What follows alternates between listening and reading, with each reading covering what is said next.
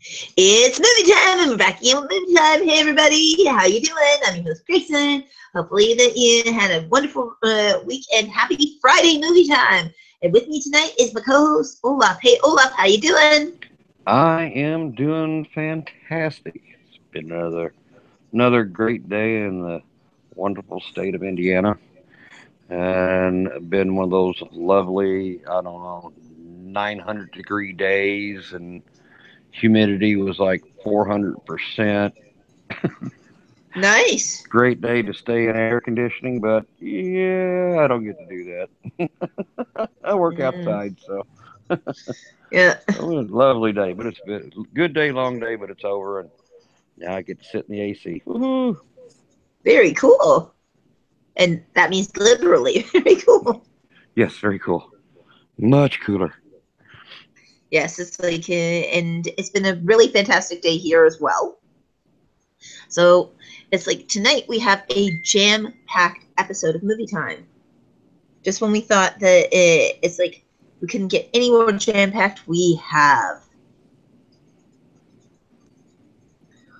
Oh my goodness. Okay, so our first article tonight comes to us from Variety, and it's a really interesting one. Let's start with our probably really cool, controversial topic, as long as we're in here. Yeah, that'd be a good thing. Yep, the director of the Mel Gibson movie, The Professor and the Madman, filed a restraining order against the Voltage Pictures on Wednesday, and the production company stating regarding copyright and to stop the motion picture from coming out. So, And not only just stop it from coming out, but they want to actually destroy the film. yes, he would like this film destroyed. And that is that's that's that's pretty good when you go from go to a restraining order and also literally destroying the film. Exactly.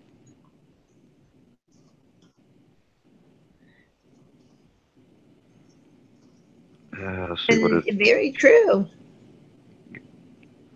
So now the reason why that this becomes a really interesting and great opening article here is that Farhad Serafina, the director and the writer of the Oxford, it's like is accusing Voltage of violating copyright. That he never actually turned over his screenplay rights to them, or his, he never actually signed a contract saying that he doesn't want to, that he was ever formally to contract to direct the movie. Oh, that would be interesting. It's like so you start directing a movie that you really didn't have permission to do. Yep, and especially when you not turned over. This is one of those things of why they say contracts to yourself. Right? So that you have so that you have a record of Yes, that it was done or not done. exactly. So very interesting stuff.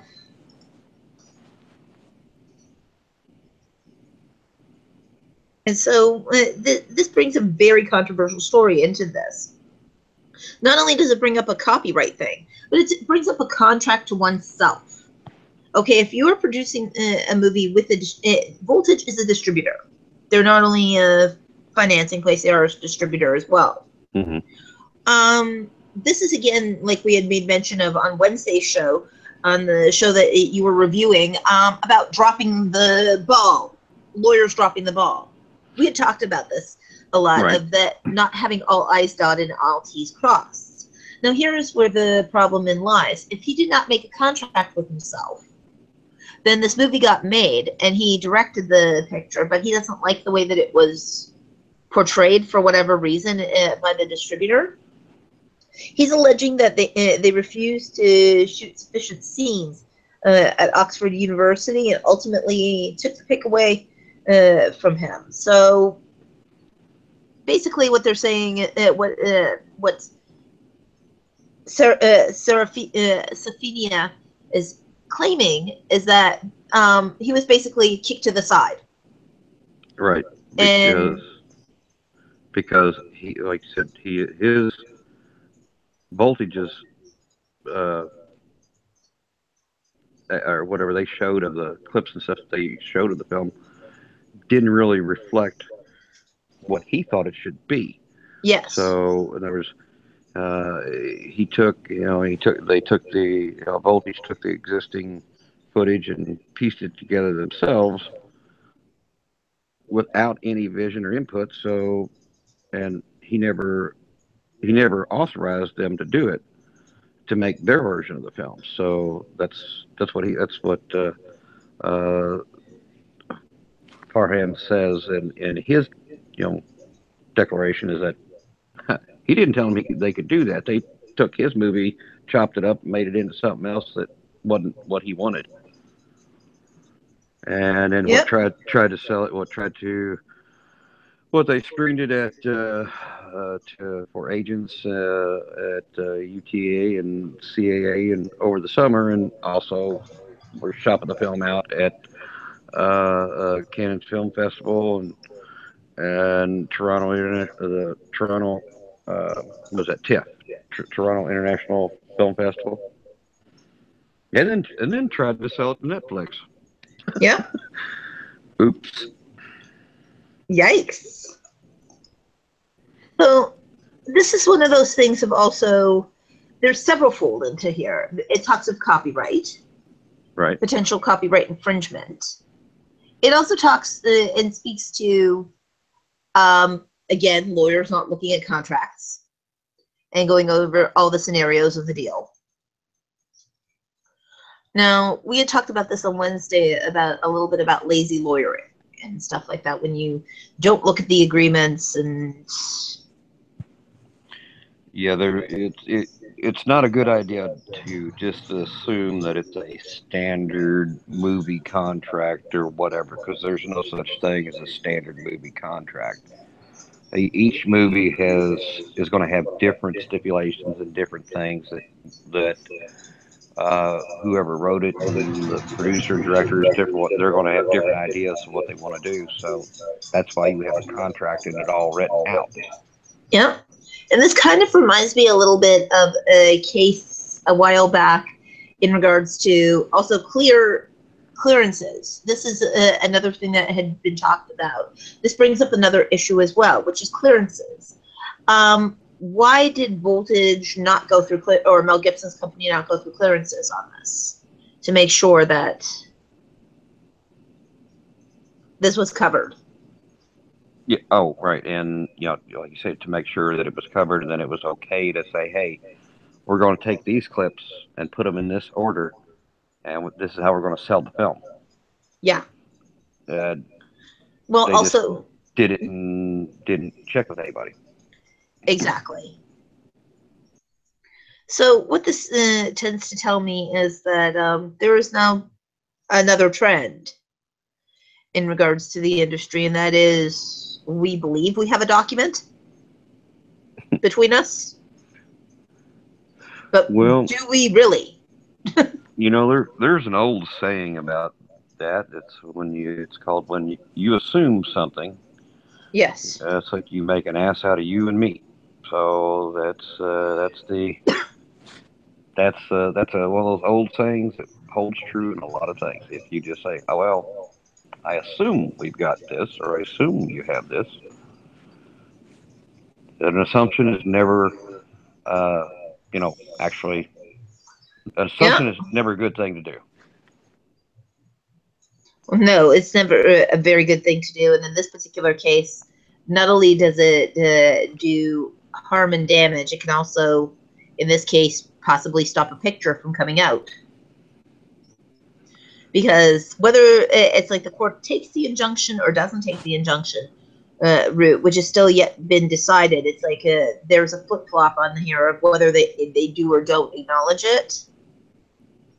Right. That's a problem. Also, the fact that it's like, okay, you write a script, you need to make a contract with the production company that states, I have the rights to the script as a production company. Yes, I'm going to produce this film. Yes, you're going to get X amount of compensation. the article does not make clear whether he actually received compensation for the work. Right. Is another thing that's very interesting, because if he did not receive compensation for the work, then out and out they really didn't have an agreement. They could claim that it's like, oh, well, we paid him for the work, and if they actually did pay him for the work, that can also come into a different situation whatsoever. Was there an understanding that he had actually sold the work to them because he accepted payment? So now, if they didn't give him any money, yes, does he have a leg to stand on? Yeah, okay. Because that out and out, that means that he never made a contract with them. He may have a leg to stand on anyways. If there's no agreement between the companies, it's like it was just naturally presumed because I wrote this and I'm directing this that I obviously gave this to you. Right. This is why it's like, again, I'm going to stress it. Contracts, people. Contract. I know it sucks, but it's true. It's like you can't have enough of those. They are the thing that say that it's like, this is why you need a lawyer on production. It will save your butt. Yeah. In regards to it. Because if it's in the contract and you do it, then they argue with you like, but you signed the contract and it's clearly in the contract. So I'm not doing anything that you shouldn't know about because it's in the contract. Yes. Now, also another thing is that is perhaps the case of sour grapes because he was removed from the production. Right. We're not there on the circumstance either of it because with Voltage Picture, we don't have their point of view on this. No. We strictly have what has been told from one end of the story. Yeah, one side of the story from somebody who might be a little bit upset because the movie got taken away from them. Exactly. And there may be just a bunch of bias and going, well, you know, it's like I didn't really sign it. You know how I said I signed that document? I didn't really sign that document. Right. It's one of those things of also, were they the ones who did that, or was it the guarantor who did that? Did they kick him off the picture, or did the guarantor kick him off the picture? Mm-hmm. So this is one of those articles that we would love for somebody that really knows the both sides of it or whatever. We'd love to hear from you and to hear the other side of the story. Yes, we encourage. It's like, please, Gordon, come back to us because he may have some great insights for us. Gordon Firemark or Mark Jacobson or any of our lawyers who we have interviewed here on Movietime, please come back to us. Steve Replin, any of you guys, we'd love to hear from you. It's like, you know, Steve Kaplan, any of you guys that are out there that are listening to this show or any of the audience members who happen to be entertainment lawyers, we'd love to hear a little bit more about this information and about this kind of case. Because I think it's quite fascinating.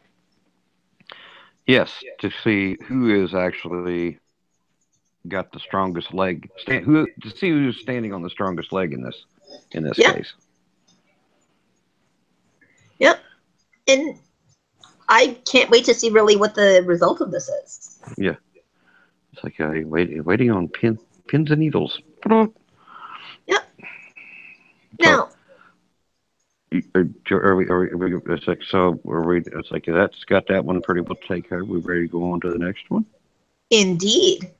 Our next story comes in also from an article that talks about from Mel Brooks, of all people. Yes. The wonderful, wonderful, amazing comedian Mel Brooks, who I love half to death and half to pieces. Oh yeah, he is just amazing. And it's like this article has to deal with be a stupidly politically correct society is going to be the death of comedy, is what Mel Brooks is saying. Yeah. So why do you think he would? Why would he say that? You know what? Because we're a lot worried in today's age of being politically correct. Mm-hmm. That we've lost touch of, you know, just funny slapsticky humor. that really has no meaning. We get so sensitive about being offended. Right. And he is right. It's like, for example, his movie Blazing Saddles would never have been done today. Well, it would have been done, but it wouldn't have been near as funny No. as what he did. It's like pretty much he would have had to do a different version of Robin Hood Men in Tights for it. Right. Because even that had a few. Okay, he has some shtick humor Right. in there. Anybody who saw History of the World Part 1, it's like that could not have been done today either. It's No. like, and even though I'm sorry, I'm going to do a shout out to Mel Brooks. Please do History of the World Part 2. I Yes. would love to see Jews in space. Oh, yes. That would be hilarious. Well, what about Spaceballs? I mean, oh my gosh. Absolutely. Well, he has just a a plethora of acclaimed comedy movies, and they're all slapstick and you know and kind of like I guess he says in the article is like it's not good for comedy. Comedy has to walk a thin line, take risks, and it does. Exactly. You got to be edgy. You got to be on. You're on the edge when you're doing comedy. Who you're going to offend. Yes. But It's like, he's done it for so long, and he is just such a master at all this, at his type of the movies and things that he makes. That yeah, they're kind of like going, yeah, that's really on the edge, but oh my gosh, he does them. He puts them together so well that yep, they're just funny. they Like I said, are. I love his work. It's just awesome. So shout out to Mel.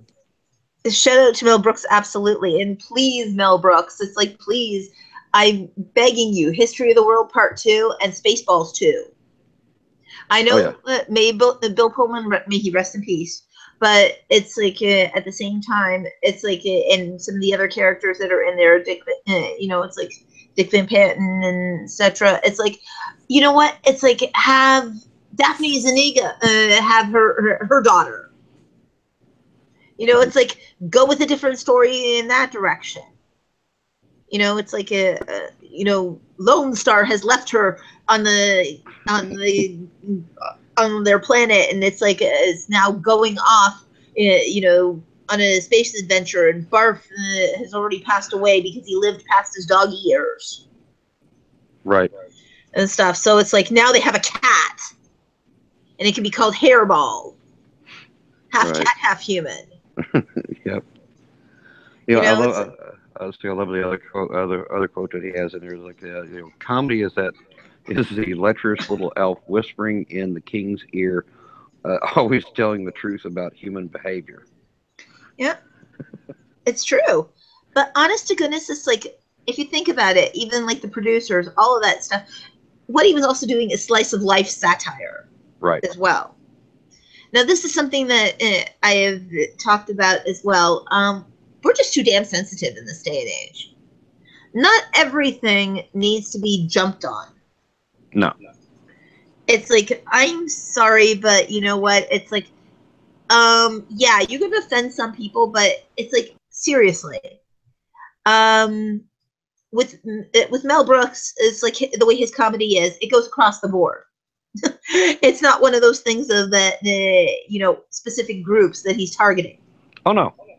He does he leaves no one out. He makes sure that everybody gets their little jabs here or there, or his little humorous things. He's does not leave anyone alone. He goes after everybody. Absolutely. And I But mean, like, it's amazing. yeah, I mean the way he, like I said, yeah, half of the movies he's made, you couldn't make them today Yeah. because if you did it the way so it was politically correct, they wouldn't be funny. No. It'd be like, well, why does the sheriff have to be black in Blazing Saddles? Well, That's offensive. He's so stereotypical. yeah, and uh, the part of it's like in what blazing it's like Blazing Saddles. It was a there was the sheriff, and it was the sheriff. He was the sheriff of a racist town. Yes. I guess I have a weird sense of humor, but it's like that's just me, and I got. No, it's I, hilarious. it's. I mean, I'm sorry, Blazing Saddles was hilarious, and of course, I'm a little bit older than most of the political correctness people and everything that started a lot of the political correctness, and the younger generations that want to think everything. Oh, well, you can't say that. That's offensive. I'm like, well, you know what? Get over yourself. Learn, Yes, learn to laugh a little bit at some of this stuff instead of taking it so damn personal. Oops, exactly. did I say that out loud? Oh, And you know what he's even gone on to say, for example, I personally would never touch gas chambers or the death of children or Jews in the hands of Nazis or anything like that. He said to BBC Radio 4 on the program, everything right, else is okay. It's like, in other words, he knows when to draw the line of offensive. But I think that reason why also is like because a lot of the subjects that he does deal with, which are slice of life accounts in a comedic fashion, right, um, people are afraid to touch those subjects. right, And again, it's like he's right about political correctness. right. You know, But it's like go ahead. it's crazy. I was gonna say for him though, when he started his career out and he started doing these movies and everything, that's what he's done. Yeah, And I, he's I think you could call him the king of that type of comedy because absolutely. yeah, it's like he pretty much rules that. He's got well, not change subject, but with him, Monty Python, half the stuff he does, you couldn't do those movies today. They'd be it's like I think you'd wind up in problems with trying to do a Monty Python. Yes, And when it because comes to political correctness, absolutely. And this is what kills me because it's like he's right. It does kill comedy. it makes so comedians nowadays have to work a lot harder to get that laugh and not get blasted out on Twitter or Snapchat or something as being offensive. Yeah, and even actors who it's like would have normally just had the ability to just enjoy and entertain now have to watch their mouth, and it's like, who are we offending? And that's a very scary thing. Right. Because, well, nowadays, again, a lot of people are just too sensitive. They're too sensitive about a lot of things. It's like, I grew up with most of the stuff that they're complaining about and was told it, saw it, lived through it, or whatever, the different things. And they, oh, that's just so wrong. I'm like, it didn't hurt me any. Yeah, Maybe I'm just not as sensitive as a lot of people are, or whatever. I just or don't let it bother me that much. I'm like going, okay, I don't see what's so wrong with this. I thought it was funny, it was. but you know, it is what it is. Yeah. Well, and you know what? I will take that as a segue into our third article of dealing with. They're making a female Santa Claus movie. She's not a Mrs. Claus. She's a female Santa Claus. A female Santa Claus. Yes. Have we taken that too far now? Or again, is it a delightful thing of humor? Who Well, I, by having go ahead. by it's like by taking too far.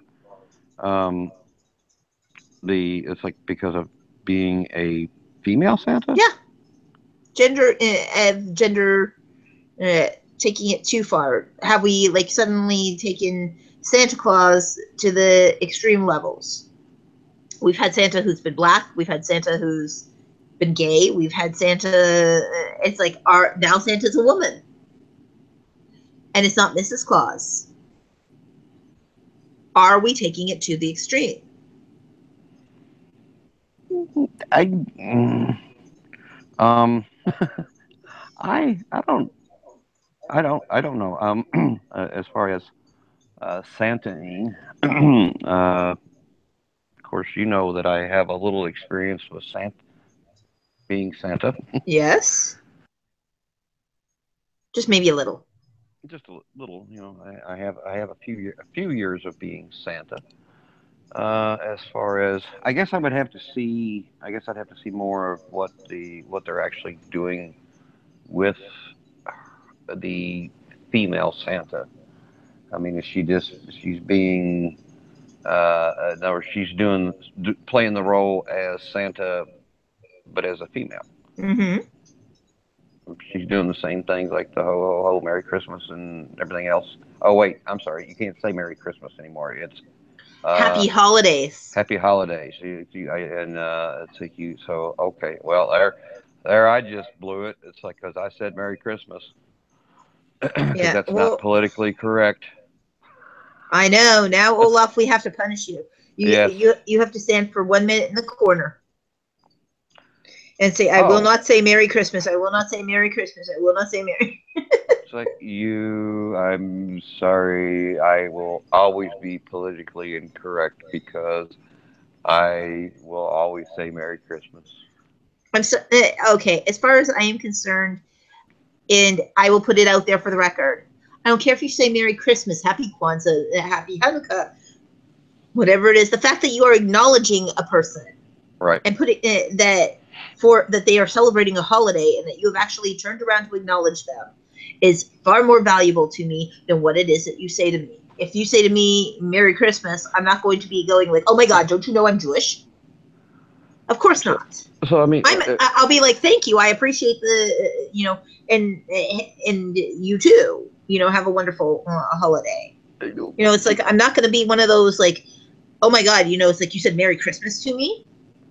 Wow, it's like I'm of a nature that if I walk during the Christmas season, if I walk past you or come see you and say, "Hey, Merry Christmas," and like you say, instead of responding, "Oh my God, you told me Merry Christmas and I'm Hindu or this or that or whatever," it's like, why can't you just answer back with whatever holiday, Kwanzaa or mhm, whatever? Why can't you say, Happy Hanukkah? In other words, if I tell you Merry exactly. Christmas, why can't you say Happy Hanukkah? Yes. Then you have conveyed your religion and Hmm. what you believe in, and I've That's conveyed right. my religion and what I believe in. What's Hmm. wrong with that? Nothing. It's everybody has a right for whatever religion they practice. Yeah. They Just sh- like it's, if it j- offends you, then don't then say nothing at all. right, It's the if you're going to put up, it's like I believe that everybody should put up their decorations of whatever that they celebrate. right. I don't think that there should be streets that aren't allowed it, including public streets. But where I say with public streets, the one thing that I will say is that put up all decorations of all holidays.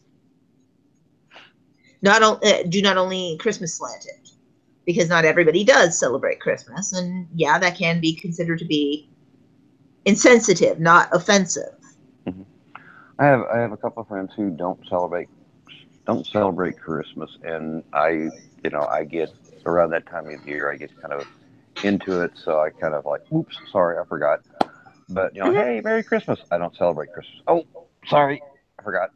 And they don't get nasty with me or anything, but it's just I'm like, hey, oops, sorry, and then Yeah, I don't bring it up again when I'm talking with them or I don't see them that often. So it's like I said, I just kind of like, oh, sometimes I remember, most times I forget. But yeah, I have that disease called Alzheimer's, which yeah. is sometimes I remember, most times I forget. Yeah. Well, it's for me. It's one of those things. If I'm like, I'm proud of when somebody acknowledges. I just sit there and go, I really feel in my heart that, oh my God, somebody took the time to acknowledge that Hmm. I'm celebrating something. Like yesterday being Rosh Hashanah, it's like Hmm. in terms of that, our New Year's Day, and it's like everybody was saying to each other, Shana Tova. It's like, and we were talking with our casting agent, and she even mentioned to say Shana Tova. It's like, and it's like, thank you. Hmm. Really appreciate it. I really do appreciate that. Right. And whether you celebrate it or not, to you as well. Right. And to me, I find it more offensive if you take the stance of don't say anything, don't allow for anything at all, Right. than taking the stance of that. So when you're looping it back to female Santa, Right. why not? I, if they, I guess it depends. Like I said, it's like for me to actually give an informed, oh, that's wrong, or that they shouldn't do it, or whatever. I guess it would have to be, I'd have to either see it or see some clips of it to kind of get an idea of what they were going for with a female Santa.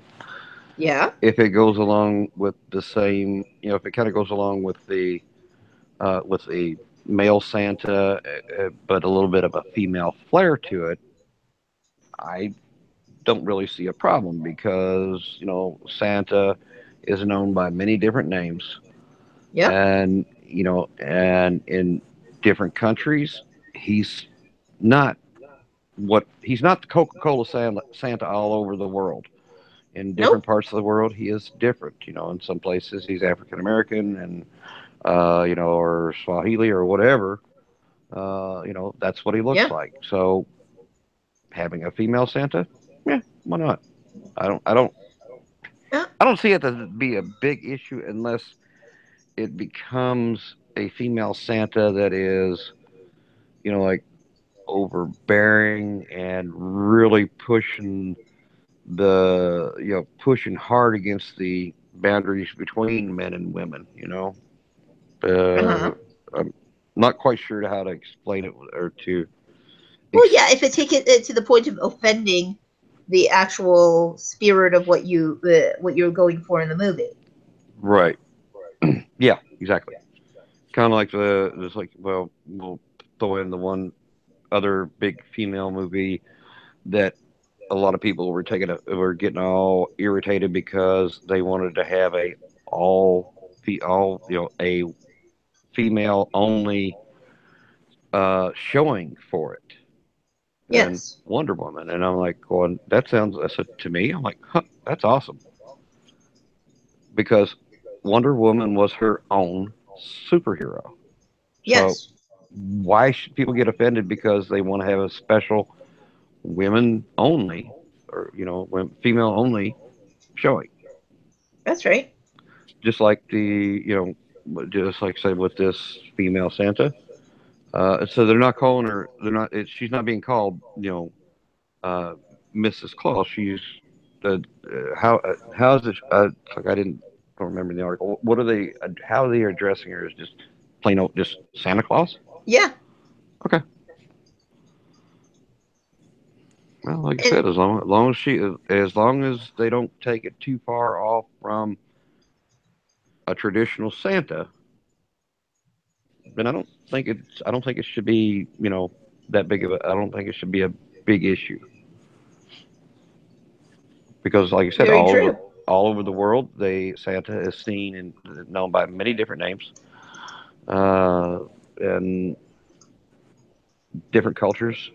He's seen differently, and like I said, goes under different names. So somewhere there, if it's a culture of all women, Yeah. then I'm sorry, a female Santa would be appropriate. Yes. And don't really know what the actual behind the scenes are. Right, You know what? It just remains to be seen. It's like, for example, the twist on Murder of the Orient Express that they're having right now right. with Hercule Poirot and all that. It's like I'm looking forward to seeing that one. Mm, It's like why not give a female Santa a chance?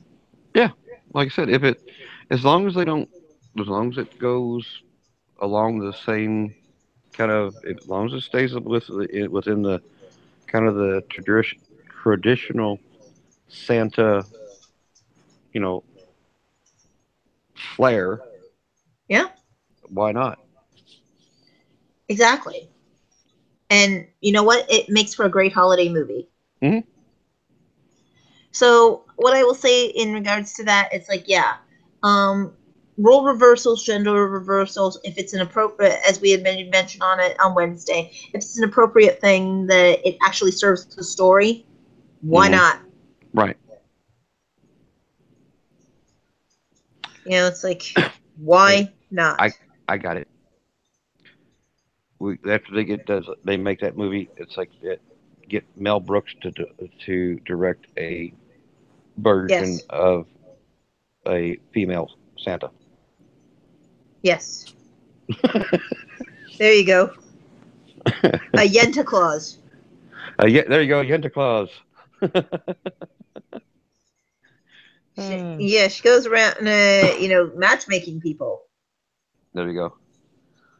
It's like for the listeners who don't know, it's like why it's like I said I have a little experience with Santa. I've been doing. It's like when it comes to December, it's like I've been a Santa for about 17 years now, so I have a little experience being a Santa now. Yes. I'm Santa. I'm a professional pet Santa, which you bring your dogs or cats or birds or snakes or whatever else in and get your picture taken with me, and the all the proceeds go to the local animal rescue league. So, Which is uh, awesome. yeah. So, like I said, I said this year would be my 17th year, and 17th year doing it, and third year doing it with a actual real beard. I don't wear the fake ones anymore. I wear a actual real beard.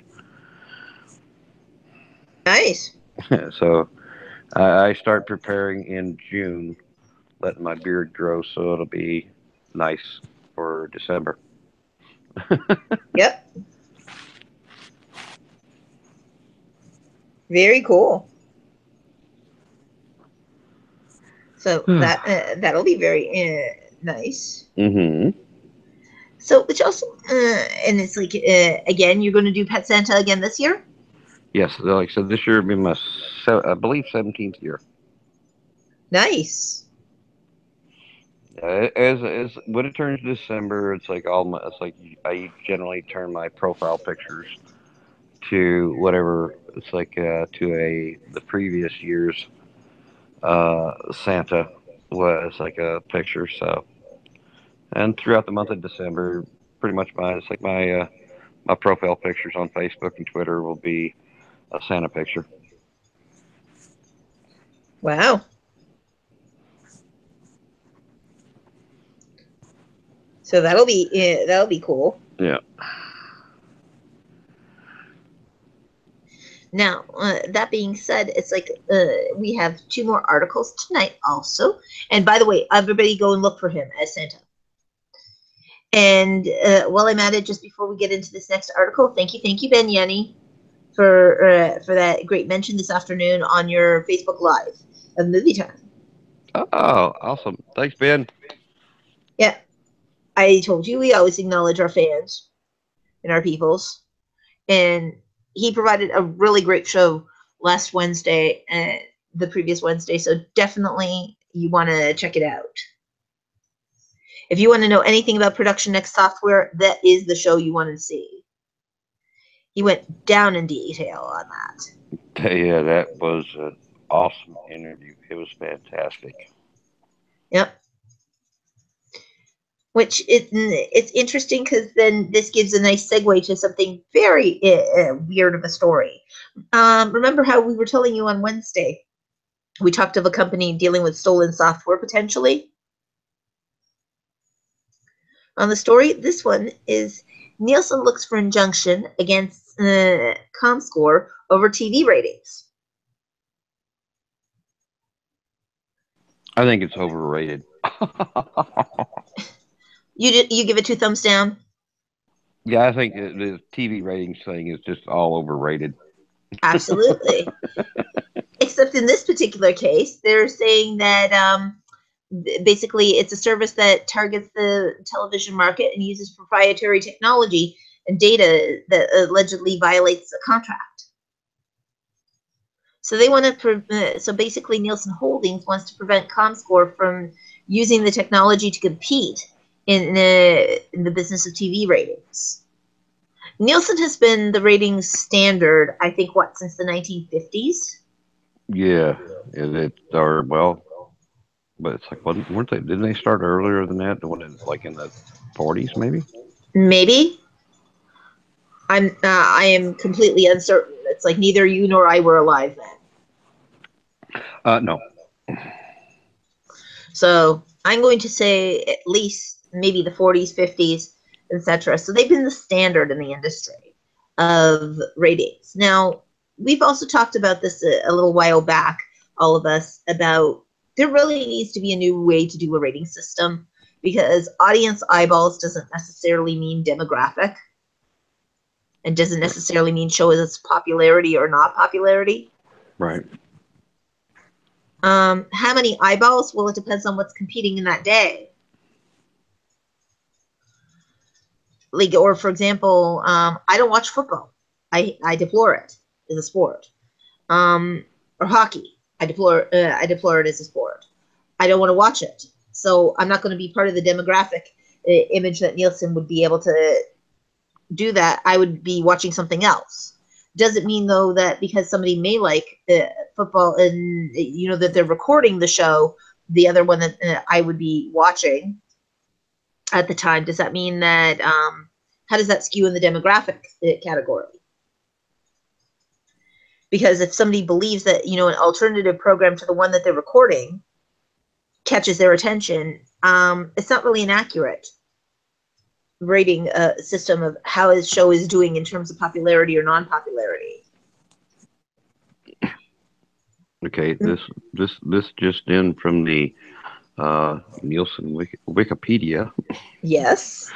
It's like Arthur C. Nielsen, Yes. who was a market analyst in the 1920s Yes. with brand advertising analyst, expanded into the radio market during the 1930s. And he provided statistics to the radio shows. And the first ratings was released in 1947. Very cool. And 1950 is when he moved to television. So Arthur C. Nielsen started in the 20s, and 30 years later, he broke into TV in 1950 on the for his ratings. Wow. So there we go. Now we know for sure when it's like Nielsen was actually began rating TV. Yes. So now that we know this, it's like we are right. It was in the 40s and 50s. We's good guessers sometimes. I know. It's like, and I swear to you, ladies and gentlemen, we did not look up Wikipedia prior to this. We just had that psychic thought together. We put our brains together, and it just came right out of us. Yes. So, and just to let you guys know, so basically what they're saying is that according to Nielsen, the two companies made a deal with each other in 2014 on the heels of Nielsen acquiring Arbitron, which is, I believe, a federally commissioned software, if I'm understanding correctly. It's a piece of technology. And yes, I think you're correct. So it was, and basically this is used as proprietary technology because they acquired it. They're saying no other company can use it for obvious reasons. This comes into am I using the same software or am I using a similar software? If I'm using Open Office, am I really using Microsoft Word? Yeah. They operate similarly, right? But one is open source and one is not. Right. Again, it's like, did they develop their own technology or are they using this tech? that it is belonging to Nielsen. It Or says that, or did they find something open source and develop a little farther and do their own little tweaks? You know. yeah. And Nielsen says that they granted Comscore the right to use the proprietary technology and data for allegedly limited context when online mixes with television. And so therefore, but again, it's one of those things. Thus, they allege that they precluded from using it to gather linear television audience measurements. So, in other words, what they said is like, if you want to use it for online, we're cool with that. We're down with that. Here's our software to be able to use. But Right. no, you can't cross television. Right. Okay. I argue that there should be new software that is done altogether, as I said, to put in proper biometrics of how many eyeballs are really watching it, how many click through, how many, just like they do for a website. Right. What's the average time spent on the program? Because sometimes it's you'll get those clicker throughs. Nah, don't like it. Nah, kind of people. Then there's people who it's like they'll watch about a few minutes and go, no, not for me, this TV series. And then there's the ones who get hooked on it. Right. They So yeah, it needs. It's like hopefully that's like. Of course, I'm sure they have it worked out. But if you click through, if you don't spend at least, uh, if you don't, the whatever the software is, it needs to be, to where you have to spend more than 5 minutes or 10 minutes watching it. You have to watch the whole program before it actually says, okay, this many people watched it. exactly. Because other than that, you won't get a true reading because you get the click throughs and it's like, oh well, you clicked on this website or you clicked on this station, you were there for 30 seconds and then you moved on. It's because like, yeah, nope, yep, nope, nope, nope, nope. You're rating all these TV programs are getting these high ratings and nobody's really watching that. Not that many people are. You don't have as many people watching it as that have clicked through and channel surfing and waiting to see something interesting and stay for a minute or two and like, yep, nope, I'm out. And off you go. Exactly. It's like, and that to me is a concern. Right.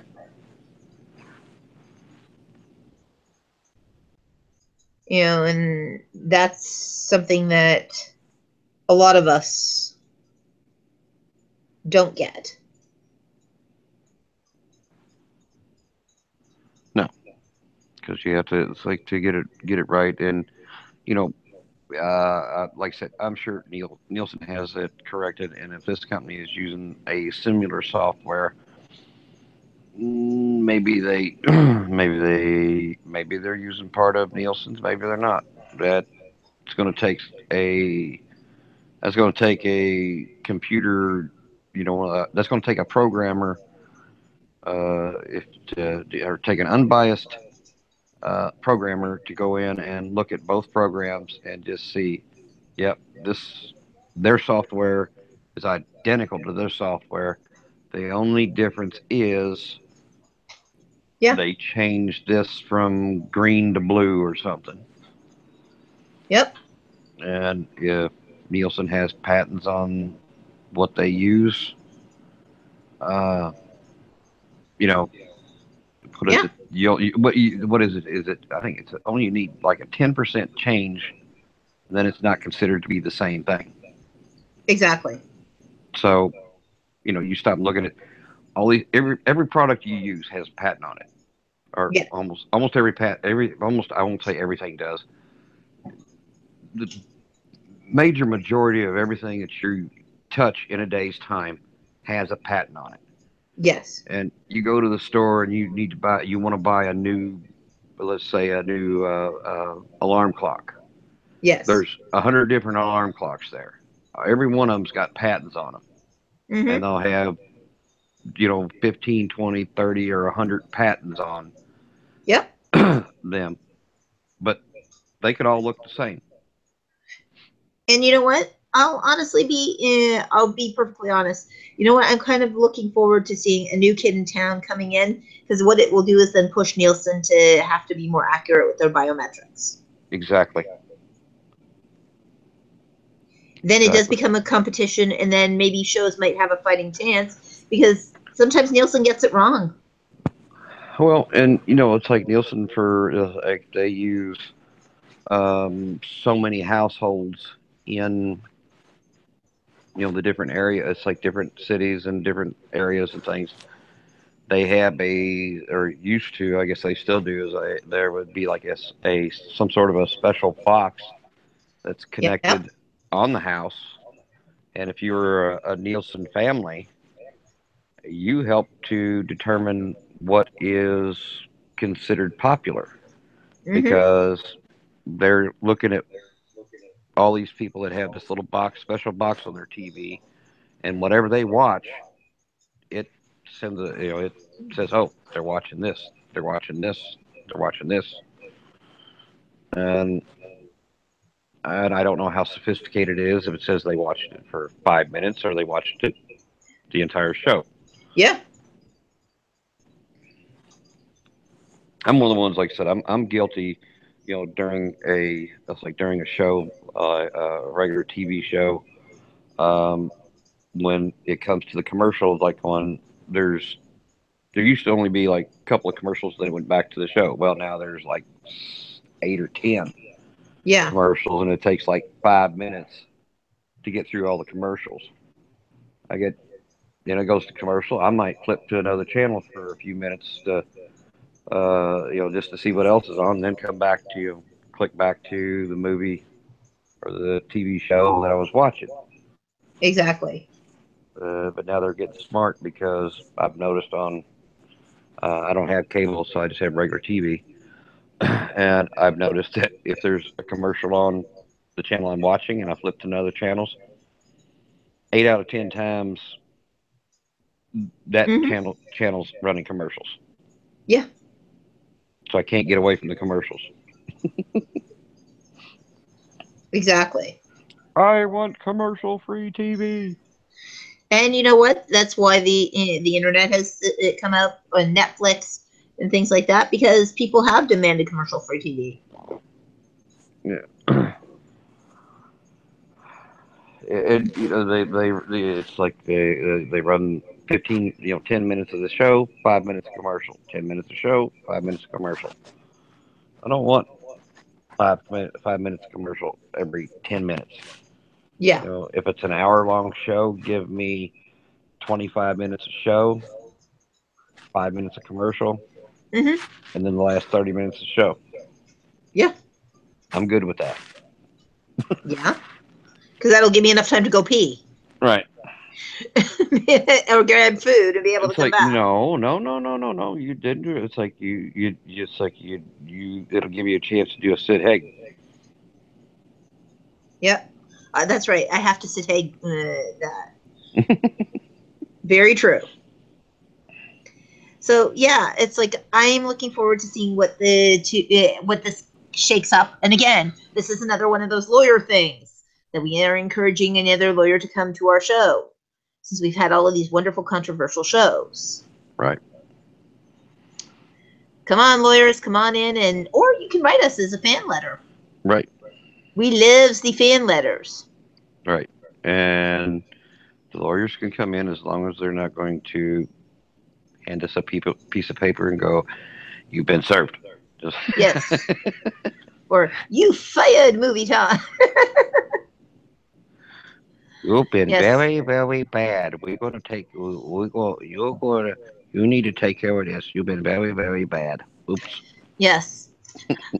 Just as a mini announcement before we go on to our next one, apparently all of the previous episodes that were on Indie Showcases has been moved from Spreaker to SoundCloud. So please look for them on SoundCloud from season 1 and 2. And 3 and 4. Yeah. Well, no, 3. Yeah, okay, them too.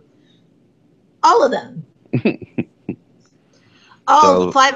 It's like so apparently they season 5 starts out on SoundCloud, and all the rest of them got moved to SoundCloud.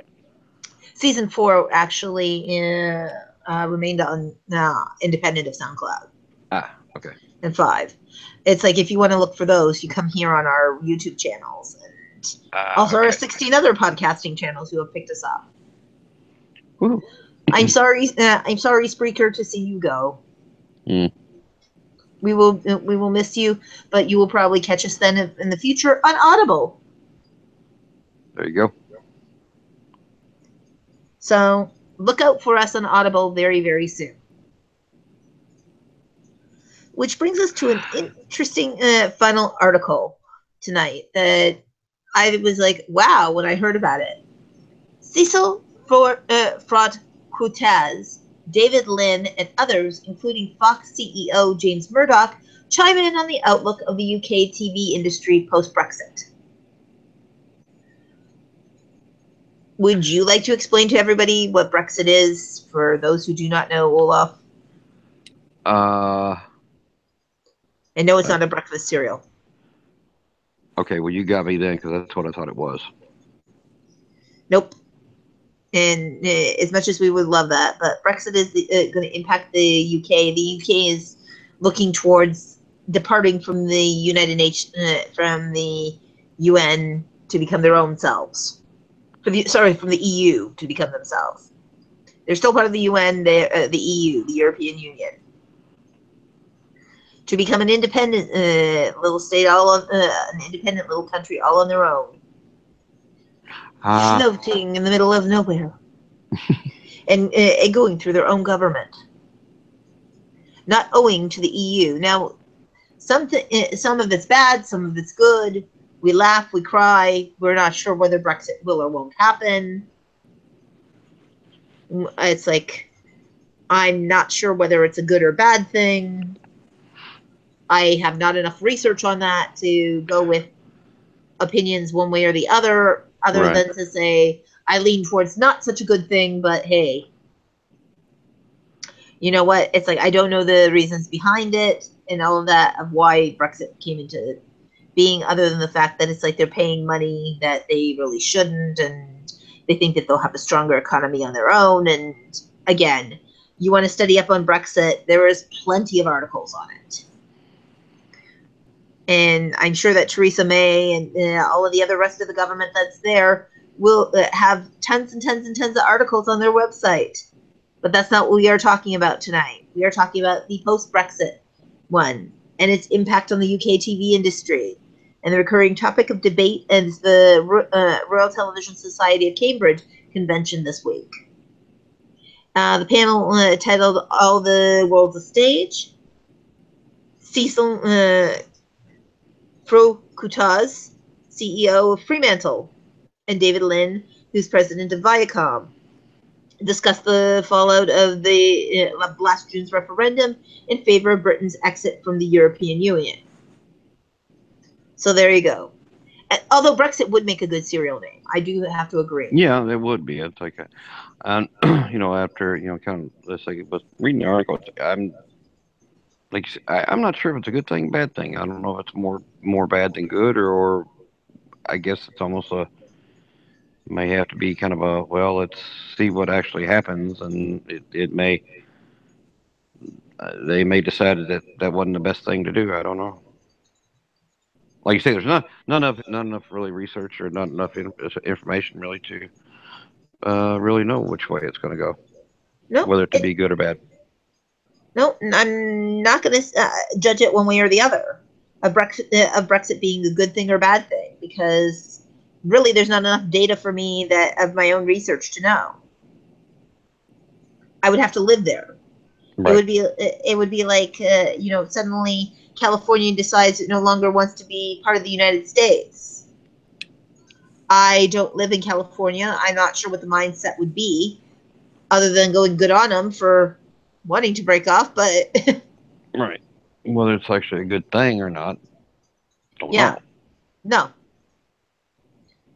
But I'm just using it as an example. Right. Again, people, let's not try and be like, she does not know politics. She does not know anything. Because I just finished prefacing, I do not know enough about Brexit to be able to make a judgment call on that. Right. Or no, nor I. So I don't know. It sort of reads like it might be a good thing, but don't know. Don't live there. Don't know. Yes.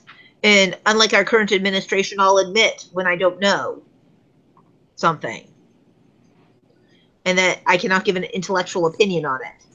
Yeah. I don't know nothing. I just drive the truck. Exactly. So Brexit raises the question of the future of London, a hub for of international networking, and the EU countries of origins, and basically creates a common area of for TV networks.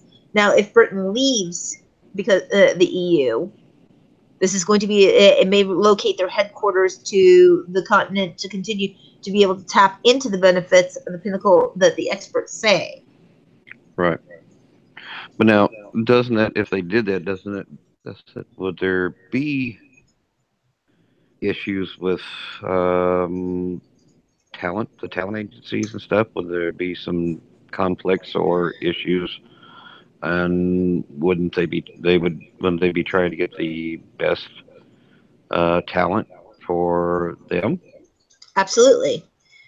It also works in terms of they actually make note of the talent relationship, that it does become an international affair. Basically, if Brexit does happen, you would pretty much need a visa to be able to come into England and work like having a permit, as opposed to the way that it used to be with the EU, where everybody could work from country to country to country. Somebody from England could work in France, and et cetera, and the same thing from people in France to be able to work in Britain. Now with Brexit, from what I'm understanding, it would have to be certain special visas to be able to do that. And you'd have a permitting system. So not only do you have those rotten VAT taxes, you'd have that as well. So it's like it becomes, again, not sure what the hairy shakeup is going to happen for it, because we've never lived through a situation like this, if it even comes to fruition.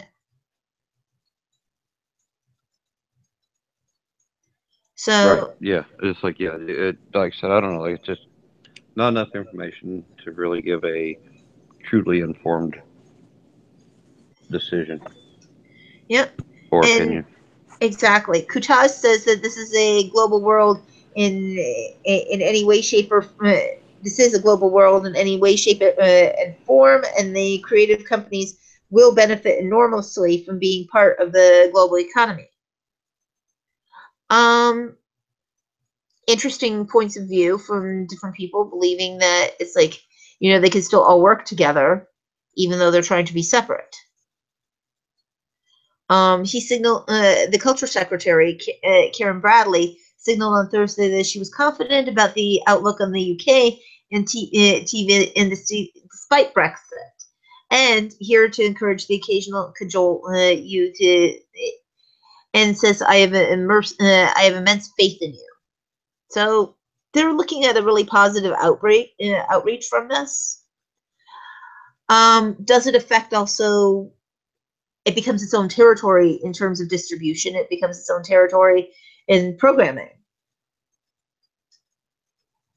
So again, that's also a lot of shakeup in that in terms of tax credits, things like that. There's just way too many Variables. Yes, and unknowns. Right. So again, something that's going to be interesting to have a much deeper understanding of that, of what's going on, and realize that what, the television industry is its own unique bird, and like I said, it remains to be seen what happens with Brexit. Does it happen? Does it not happen? If it does happen, what's the consequences of it happening? Right. Are we prepared for these consequences? They think that the television shakeup will be really minimum. I'm not so sure. One way or the other. I really hope it's a very minimum shakeup. Right. Yeah, it keeps everything kind of flowing like it should. Yep. That's what you hope for, but you never know what you're going to get. Exactly. And good news is that either way, it's like, you know what, whether they become their own territory or whether they still remain as a block of territories, I've always had their own market. So really, this is just solidifying their own market in a different way. Yeah. Yeah. That could be. Sounds like a fairly good way of putting it. Yeah. Yep. We just have, again, it's like right now it's too soon to tell. None of us can really put a pin to, yes, this is absolutely definitively what is going to happen on the part of that. So it's like I came across also just 2 minutes, like 2 hours ago, an interesting other just side note article dealing with Darren Aronofsky wanted Joaquin Phoenix to star in the Batman movie, which was too dark to get made. So apparently, there would have actually been a good Batman movie since that might have come up Well, instead of. I've liked the Batman movies, but I like movies that I have a different opinion on movies. So Yeah, like I said, I'm not sure how. So again, this is just a side noted article to ease our mind. And Unbreakable actor returns to M. Night Shyamalan's sequel, Glass. Apparently, the movie Unbreakable has to have a sequel. huh? Again, Unbreakable was a really good movie. Does it really need a sequel? I guess after the sequel gets made, we'll find out. Yes. Like on, it'd be like, yeah, that was good, that worked out, or no, you shouldn't have done that. Yeah. But my goodness, there's been a lot to talk about right now in the news. We have had a rich plethora of news articles lately. Well, it's good for the news companies. Yes, but also for our industry too, which means that it's like there's really a lot that's going on. And just a reminder for people that the AFM is coming up in November. So if you were planning on going, please make sure to get your tickets early in regards to that, because there is a long exhibitors list this year. It's like there are some new kids on the block and some older kids on the block. Some of them that I'm sitting there going, wow, very cool. Welcome to, it's like new AFM people. Mm-hmm. And it's always a great way to understand the industry and study the industry. So I do highly encourage everyone who can go to please go. So there you are. And also on Wednesday we will be trying to lock in our guest. If not, we will have another set of amazing topics for you. But also in the meantime, Olaf, how do they get you in social media? Well, you can stalk me on both Facebook and Twitter at Olaf Barbosa, but just don't stalk too close because I do get nervous and I do have an itchy trigger finger. And just as a note for everyone, it's like Arpo, feel better. It's like sorry that you were not able to join us tonight, but it's like you know what they say, feel better. Yep. Because we're going to be seeing you on Wednesday with us all over again. And you can get me on social media, on Facebook, on Twitter at Sonata Grayson, at Movietime Indie. Also, you can get me on LinkedIn Bizopedia, as I say, with 4 pages of footage and footprint. Really, if you can't find me, you're just not stalking me hard enough. And shame on you for not being able to do that. That's right. And I want to add this, like for the Armenian women that are always Arpo, it's like now's a good time to really hit him up even more because Yeah, he, he can't get away from you now. So hit him up. yeah. I think he's looking for someone there that'll come in and just take care of him. It's like there you go.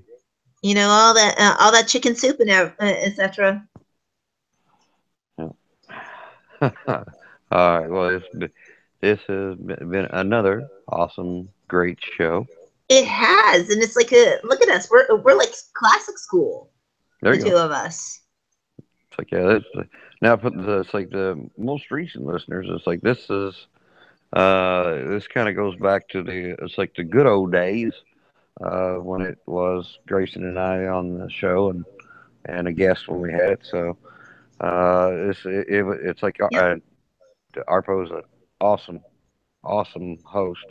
yep. But so we kind of went old school tonight. So just it went back to the good old days. There you go. And like I said, please continue to write us, and please, lawyers, please come and write us. Tell us what some of the interesting facts about these whole entire cases, because wow, just wow. Yep. Yep. Another show. It's like another show in the books. Yep. Hey, thanks for And take listening, it. y'all, and have a great one.